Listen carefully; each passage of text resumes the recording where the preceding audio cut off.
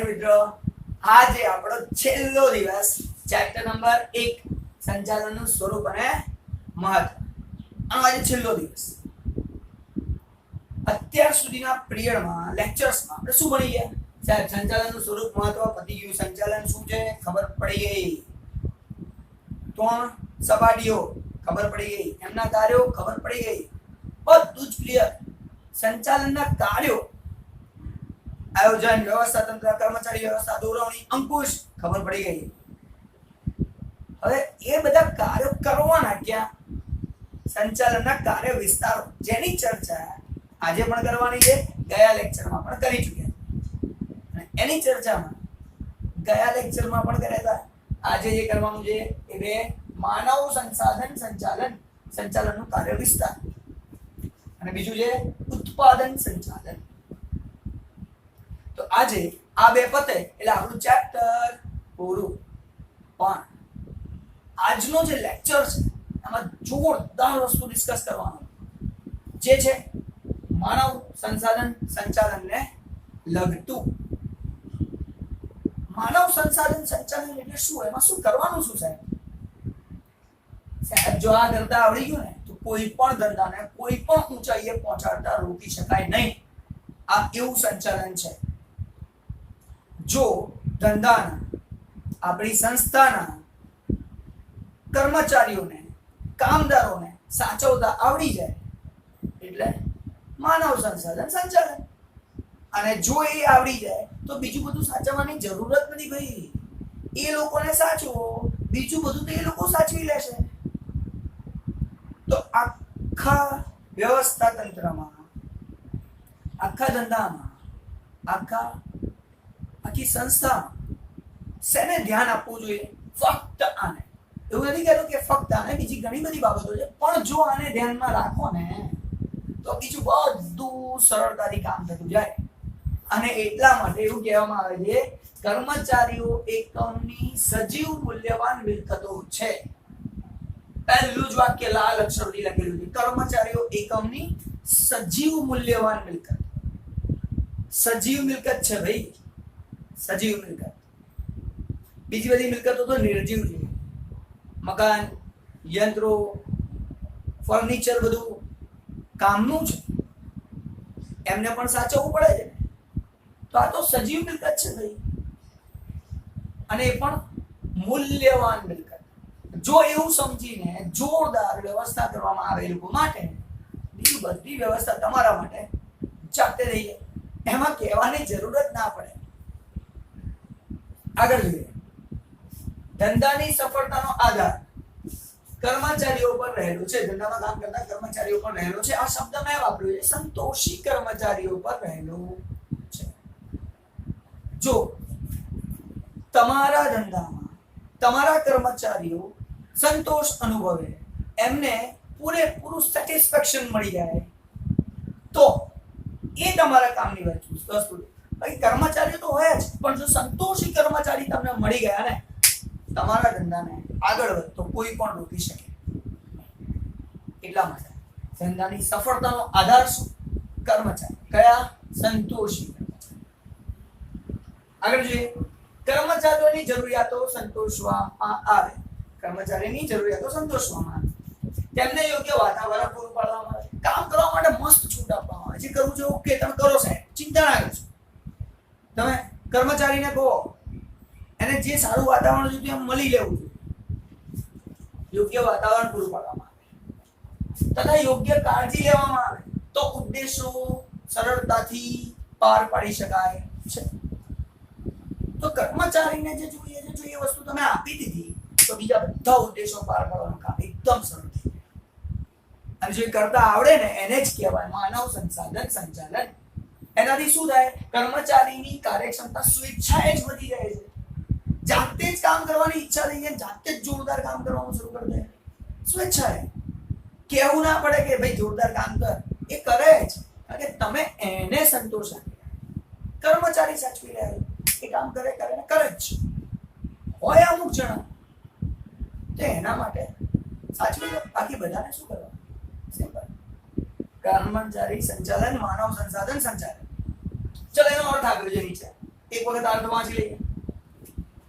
માનવ સંસાધન સંચાલન એટલે ધંધાકીય એકમમાં કામ કરતા કર્મચારીઓનું, જે એકમમાં કામ કરે છે કર્મચારીઓનું કૌશલ્ય, એ કેવો કુશળ છે, કઈ બાબતમાં હોશિયાર છે, કુશળ છે, એનું જ્ઞાન ક્યાં એને સમજ વધારે છે, એની બુદ્ધિ કઈ જગ્યાએ છે, ચાલે છે, જેમાં ચાલતી હોય એમાં, ગમો અણગમો, શું ગમે છે એને શું નથી ગમતું, આ બધી બાબતો, વ્યક્તિગત વિકાસ, એનો પોતાનો વિકાસ થવો જોઈએ, એની જરૂરિયાતો, આ વગેરે, આ બધી જે એના માટે, આ બધું એના પોતાના માટેની વાત વગેરે જેવી તમામ બાબતોને ધ્યાનમાં લઈ, આ બધાને ધ્યાનમાં લેવાનું કે સામેવાળાને કેટલી વસ્તુની જરૂર છે. હું ધારો કે માલિક છું તો સામે મારો જે કર્મચારી છે એને કેટલી વસ્તુની જરૂરિયાતો છે જોઈ લો. પછી તેને કંપનીના ઉદ્દેશો સાથે સાંકળી ધંધાને સફળતાના તથા નફાકારકતાના માર્ગે લઈ જવાની સમગ્ર પ્રક્રિયા એટલે માનવ સંસાધન સંચાલન. એને શું જોઈએ અને ધંધાનો હેતુ શું છે એને જે જોઈએ આપો, એને કોઈ જો આપણો હેતુ આજે આ પાર પાડો, એનો તમે પાર પાડો, ધંધાનો હેતુ એ પાર પાડશે. બંનેને જો સાંકળવાની જે પ્રક્રિયા છે ને એ પ્રક્રિયાને જ કહેવાય છે માનવ સંસાધન સંચાલન. એના માટે સામેવાળાને શું ગમે છે, શું નથી ગમતું, શેમાં એ કુશળ છે, એની બુદ્ધિ ક્યાં ચાલે છે, એમાં એને કામ આપો. તમારું કામ એકદમ સરળ બની જશે. હવે આ લાક્ષણિકતાઓ ભણતા પહેલા આજે એક જોરદાર ઉદાહરણ આપું છું માનવ સંસાધન સંચાલનનું, જે સમજવા જેવું છે. આપણા ઇન્ડિયામાં તો બહુ કંપનીઓ મેં કમલ સરની નજરમાં એટલી કંપનીઓ નથી આવી કે સંસ્થાઓ નથી આવી કે જે કામથી મતલબ રાખતી હોય. આજે જે વાર્તા કહી રહ્યો છું એ જોરદાર વાર્તા છે. એક મેડમ છે, એમના હસબન્ડ અમેરિકામાં કામ કરતા. ક્યાં કામ કરતા? અમેરિકામાં. કેમ ગયા હતા? પૈસા કમાવા. એ ત્યાં 5-6 વર્ષ નોકરી કરી, પૈસા કમાયા, પછી વચ્ચે એવું થયું કે હવે ફેમિલીને મળવા માટે પાછા ઇન્ડિયામાં આવી જવું છે. તો ત્યાંથી રજા લીધી અને ત્યાંથી પાછા આવી ગયા ઇન્ડિયામાં ફેમિલી સાથે.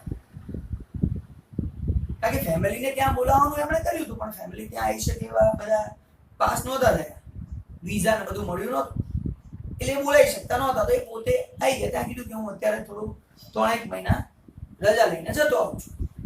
એમની સંસ્થામાં એમણે વાત કરીને ત્યાં રજા મૂકીને અહીંયા આવવાની વાત કરી. તો સંસ્થાવાળા જે ઓનર છે, ત્યાંના માલિક છે, એમણે એમને કીધું એક કામ કરો, તમે જાઓ છો ત્યાં ફરવાનું કે કંઈ કામ બામ તો છે નહીં કે ત્યાં તમે કંઈક ફંક્શન છે એના માટે જાઓ છો, એવું તો છે નહીં. તો તમે એક કામ કરો, લેપટોપ લઈ જાઓ, ત્યાંથી અહીંનું કામ કરી નાખજો.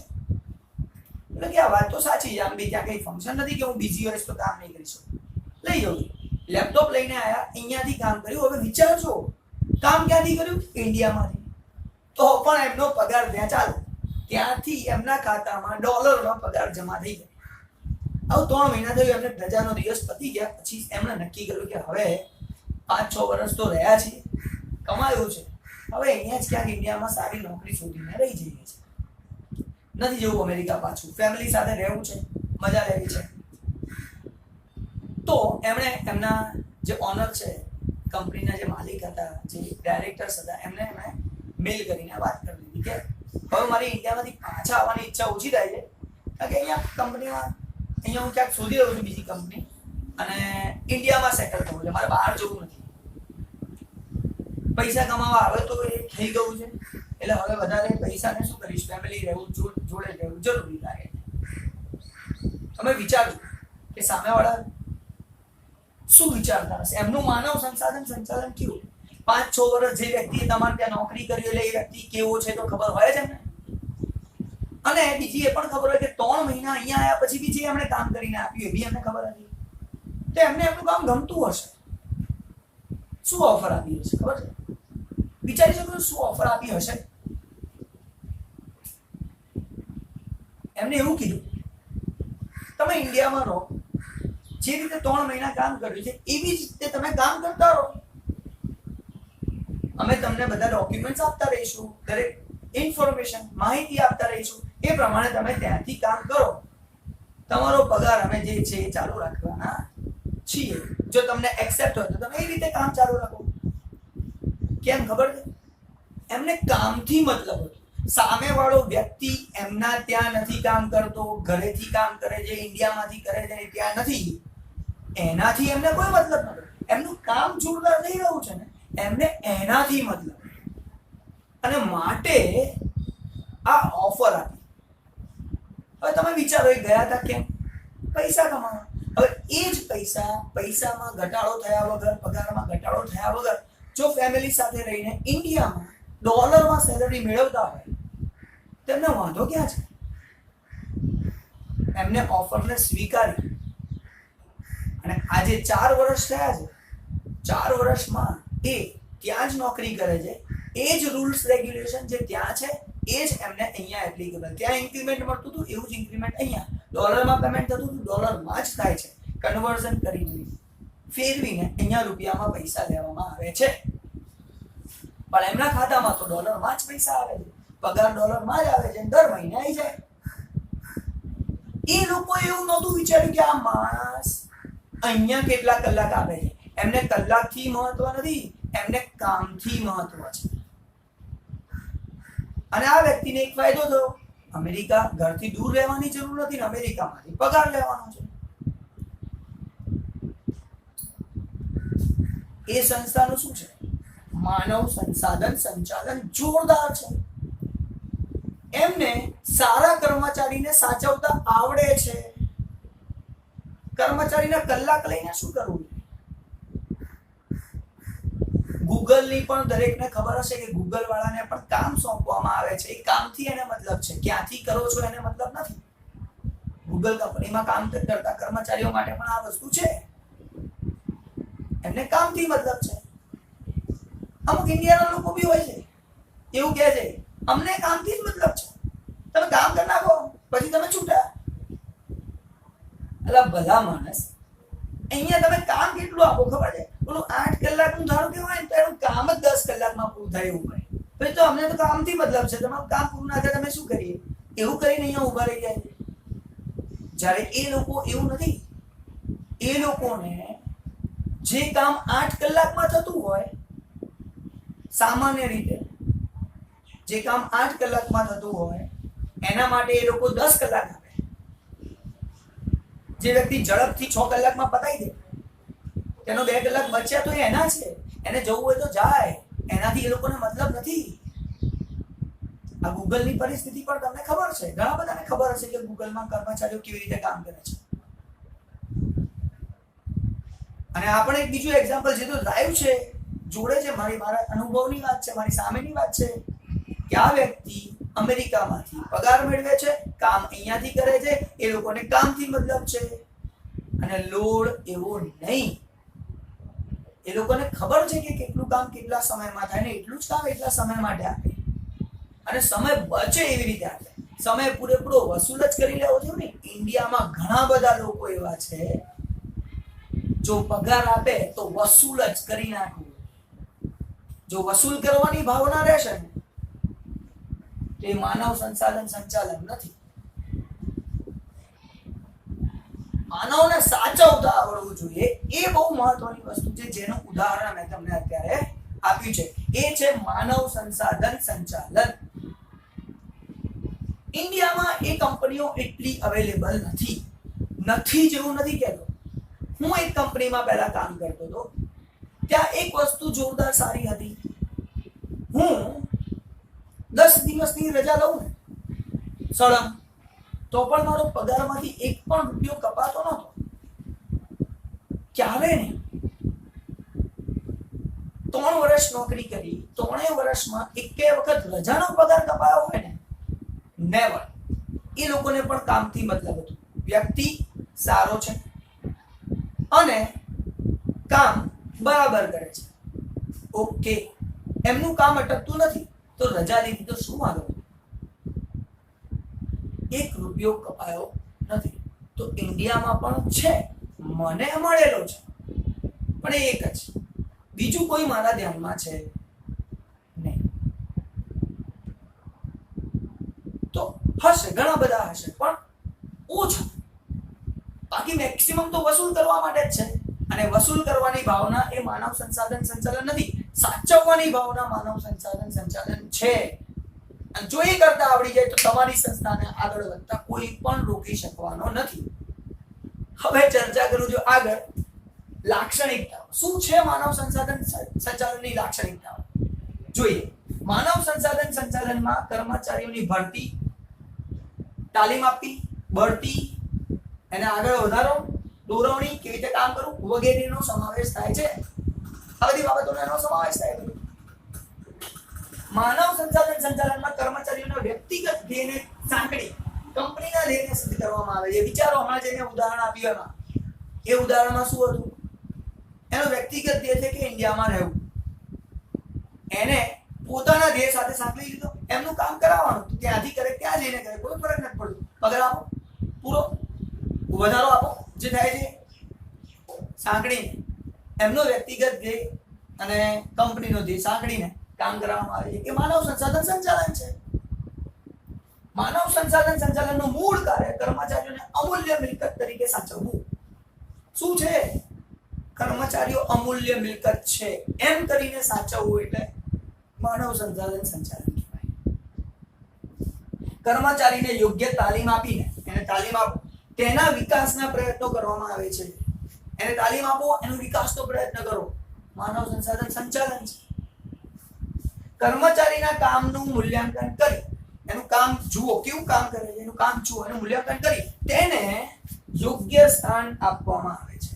એને યોગ્ય પોઝિશન, સ્થાન આપવામાં આવે છે કે તું આને લાયક છે, તું આ કામ કર, બીજું બધું છોડ. એ છે માનવ સંસાધન સંચાલન. કર્મચારીઓના ફેરબદલીનો દર ઘટાડી શકાય છે. આપણી જોડેથી લોકો કર્મચારીઓ છોડીને જાય, એવું ના થાય. એ ફેરબદલીનો દર ઘટી જાય. વિચારો, અમેરિકામાં રહીને પણ એ લોકોએ અહીંના કર્મચારીને સાચવી લીધો, કારણ કે વ્યક્તિ સારું છે એટલે ઘટાડી શકાય છે. અને કુશળ કર્મચારીઓને કંપનીમાં ટકાવી રાખી શકાય છે. એ વ્યક્તિ એમને કુશળ લાગ્યો હશે માટે ટકાવી શકાય છે. એને ટકાવવાનું કામ કર્યું. વ્યક્તિ ઇન્ડિયામાં છે પણ કામ ઇન્ડિયામાં નથી કરતો. કેમ? એની કુશળતાનો લાભ અમેરિકાની કંપની લઈ રહી છે. એમને ટકાવતા આવડે છે માટે માનવ સંસાધન સંચાલન કરતા આવડે. કર્મચારીઓને યોગ્ય વાતાવરણ પૂરું પાડવામાં આવે છે. તેથી તેમના જુસ્સા અને કાર્યક્ષમતામાં વધારો થાય છે. એમને યોગ્ય વાતાવરણ આપવામાં આવે છે. તમે કામ કરો, હવે ઘરે બેસીને કામ કરો, કેમ મજા ના આવે? યોગ્ય વાતાવરણ પૂરું પાડવામાં આવે છે. તેથી એનો જુસ્સો વધે. એ વ્યક્તિ કેવું જોરદાર કામ કરે, રાત્રે ઉઠીને બી કામ કરવા તૈયાર થઈ જાય. સિમ્પલ. કંપનીના મૂલ્યો જળવાય છે. એ કંપની માટે 10 જણને કહેશે કે નહીં કે એનું મૂલ્ય જળવાય છે. અને કંપનીના ધ્યેય સિદ્ધ કરી શકાય છે. કંપનીનો પોતાનો ધ્યેય, એનું કામ નીકળે છે માટે તો પગાર આપે છે. ભલે ઇન્ડિયામાં હોય ત્યાં હોય, એને કોઈ ફરક નથી પડતો કે ત્યાં નથી જતો. આ છે એની લાક્ષણિકતા. હવે આપણે ચર્ચા કરીશું મહત્વની માનવ સંસાધન સંચાલનનું મહત્વ, જે તમને તમારી સ્ક્રીન ઉપર દેખાય છે. હવે તમારી સ્ક્રીન પર જોઈને વાંચી. કર્મચારીઓની કાર્યક્ષમતામાં વધારો થાય છે. સાહેબ થાય જ છે, કાર્યક્ષમતા વધે છે. એકમની નફાકારકતામાં વધારો થાય છે. કાર્યક્ષમતા સારી થાય તો નફાકારકતા વધવાની જ છે, તે એનું મહત્વ છે. એકમની પ્રતિષ્ઠામાં વધારો થાય છે. એકમનું નામ માર્કેટમાં ઊંચું જાય છે. ઉત્પાદિત વસ્તુ કે સેવાઓની ગુણવત્તામાં ઊંચા ધોરણો જળવાય છે. ઉત્પાદન કરવાની જે વસ્તુઓ છે જોરદાર ઉત્પાદન થાય. જો સેવા આપતા હો તો જોરદાર સેવા આપી શકો, કારણ કે કામ જોરદાર થઈ રહ્યું છે એટલા માટે આ થશે. માનવ સંસાધન સંચાલનની કર્મચારીઓમાં જૂથ ભાવનાનો વિકાસ થાય છે. લોકો હળીમળીને કામ કરતા થાય છે, કારણ કે જોરદાર વાતાવરણ પૂરું પાડવામાં આવે છે એટલે જૂથ ભાવના વધે છે. ઉત્પાદનના સાધનોનો મહત્તમ ઉપયોગ થઈ શકે છે. જે ઉત્પાદનના સાધનો છે એનો મહત્તમ ઉપયોગ, કારણ કે તમે કર્મચારીને સાચવો છો એટલે એ વસ્તુઓ સાચવવાનો છે. વસ્તુઓ સાચવશે એટલે મહત્તમ ઉપયોગ કરશે. કર્મચારીઓના ફેરબદલી દરમાં ઘટાડો થાય છે. કર્મચારીઓ છૂટા થતા અટકે છે એટલે ફેરબદલી દર ઘટે છે. કર્મચારીઓના સંતોષમાં વધારો થાય છે, કર્મચારી સંતોષકારક બને છે અને એને સંતોષ વધે એટલે ત્યાં ને ત્યાં ટકે છે, લાંબા ગાળા સુધી આપણી જોડે કામ કરવા તૈયાર થાય છે. માનવ સંસાધન સંચાલનને કારણે કર્મચારીઓને પૂરતો કાર્ય સંતોષ મળે છે, જેથી ઔદ્યોગિક શાંતિનું વાતાવરણ ઊભું થાય છે. એટલે ઔદ્યોગિક શાંતિ ઊભી થાય છે, ઔદ્યોગિક શાંતિનું વાતાવરણ ઊભું થાય છે. તો આ છે મહત્વ. માનવ સંસાધન સંચાલનથી આટલા મહત્વો છે જે આમાં ડિસ્કસ થઈ ગયું છે. કશું નથી, મારા આ જે ઉદાહરણ છે ને એ જ કાફી છે સમજવા માટે કે માનવ સંસાધન સંચાલન એટલે શું. અને આ ચેપ્ટરનો છેલ્લો ટોપિક ઉત્પાદન સંચાલન. હવે છેલ્લે જે ઉત્પાદનનું સંચાલન કરવું, વસ્તુઓ બનાવો. હવે પહેલા તો ઉત્પાદન એટલે શું? વાપરવાને લાયક વસ્તુ બનાવવી એટલે ઉત્પાદન. તો જુઓ વ્યાખ્યા. ઉત્પાદન એટલે કુદરતમાંથી પ્રાપ્ત થતા કાચા માલ સામાન ઉપર માનવ પ્રયાસો દ્વારા, વ્યક્તિઓ દ્વારા માનવ પ્રયાસો દ્વારા વપરાશ યોગ્ય વસ્તુઓ બનાવી, એને વાપરવા લાયક બનાવી, માનવોનો ઉપયોગ કરીને એને વાપરવા લાયક બનાવો એટલે ઉત્પાદન. હવે એનું આપણે સંચાલન કરવાનું છે. તો સંચાલનમાં શું હોય? સારી વસ્તુ ગ્રાહકને પહોંચાડો, જે એ વાપરી શકે અને મજા લઈ શકે. તો સંચાલન થઈ ગયું. ત્યાં સુધી પહોંચાડવાનું કામ. સારી વસ્તુ જે એ લોકોને જરૂરિયાત છે. તો ગ્રાહકોની જરૂરિયાતોને સંતોષવાની શક્તિ ધરાવતી વસ્તુઓનું અને સેવાઓનું સર્જન કરે છે, એ છે ઉત્પાદન સંચાલનમાં થાય છે. સિમ્પલ. આગળ જઈએ. અર્થ. ઉત્પાદન સંચાલનનો અર્થ. ઉત્પાદન સંચાલન એ ઉત્પાદનનું આયોજન કરવી, ઉત્પાદનનું આયોજન કરો, કાર્યક્રમો નક્કી કરો, સંકલન સાધો, બધા વચ્ચે ભેગું કરીને સંકલન સાધો એટલે ખબર પડે કેવી રીતે કામ કરવાનું. સંકલન સાધો, દોરવણી આપો, કેવી રીતે કરવાનું. આ દોરવણી આપવાની અને અંકુશ રાખવાની પ્રક્રિયા છે. તો ઉત્પાદન સંચાલન એ પ્રક્રિયા છે. શેનું? ઉત્પાદનનું આયોજન કરવાની, કાર્યક્રમો નક્કી કરવાની, સંકલન સાધવાની, દોરવણી આપવાની અને અંકુશ રાખવાની પ્રક્રિયા છે. એને કહેવાય ઉત્પાદન સંચાલન. અને છેલ્લી વાત થાય છે ઉત્પાદન સંચાલનના કાર્યો. ફરીથી એ તમારી સ્ક્રીન પર તમને ઉત્પાદન સંચાલનના કાર્યો દેખાઈ રહ્યા છે.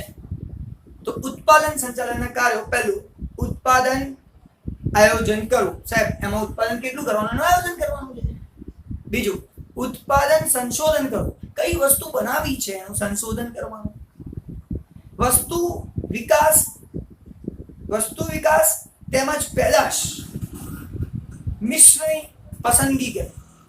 વસ્તુનો વિકાસ કરવો, વસ્તુ કેવી રીતે નવી નવી બનાવી એ કરવું, અને એની સાથે સાથે બીજી કઈ વસ્તુઓ બનાવી, પેદાશ મિશ્ર, એ નક્કી કરવું. ટેકનોલોજી તેમજ યંત્રોની પસંદગી કરવી. કઈ ટેકનોલોજી, કયા યંત્રોને વાપરવા છે એ પસંદ કરવા, જેથી સરળતાથી ઉત્પાદન થઈ શકે.